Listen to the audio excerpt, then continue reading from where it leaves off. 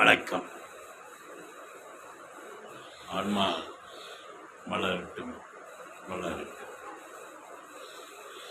அனைவரும் ஆன்மா சுகத்தோடு இன்புற்று. ஏன் தியானம் வேண்டும்?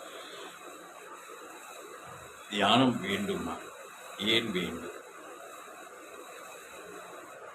இப்போ பாத்திரங்கள் வெளியில் அடுக்கி வைத்திருக்கிறோம். அது நாட்பட எந்த பாத்திரம் இருந்தாலும் சரி, வெங்கல பாத்திரமோ இல்லாட்ட அலுமினிய பாத்திரமோ நாட்பட சுத்தம் செய்யாமல் இருந்தால் அதனுடைய நிலையிலே தூசி படிந்து விடுது. ஒரு 5 நாள் கூட தாங்காது பாத்திரம், தூசி படித்து விடுது.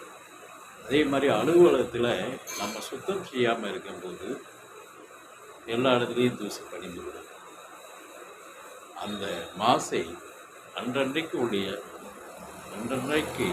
ஏற்படுகிற மாசு, அதை மனசுத்தம் செய்கிறது தான் தியானம். இந்த பாத்திரங்களை சுத்தம் செய்வது போல நம்ம உடலில் இருக்கிற மாசுகளை, அன்றன்றே பதிவான மாசுகளை அந்த தியானம் அழித்து லெஸ் பண்ணி, இதுக்குத்தான் தியானம். அதே போல தங்கம் கருப்பதில்லை. தங்கமாக இருந்தால் கருக்காது. ஆனால் இரும்பாக இருந்தாலும் துருப்பிடித்து வளைந்துவிடும், ஒடிந்துவிடும். தங்கம் கருப்பதில்லை. ஆனால் ஞானிகளுக்கு தியான நிலையை கடந்து நிற்பார்கள். ஏன் கடந்து நிற்பாங்கன்னா, பிரபஞ்ச ஐக்கியத்தோடு அவர்கள் எப்பொழுதுமே எச்செயல் செஞ்சாலுமே, எந்த செயல் செஞ்சுட்டு இருந்தாலுமே அவங்க அந்த தியான நிலையிலேயே தியானித்தே இருப்பார்கள். எப்பொழுதுமே தியான ஓட்டத்திலேயே இருக்கும்.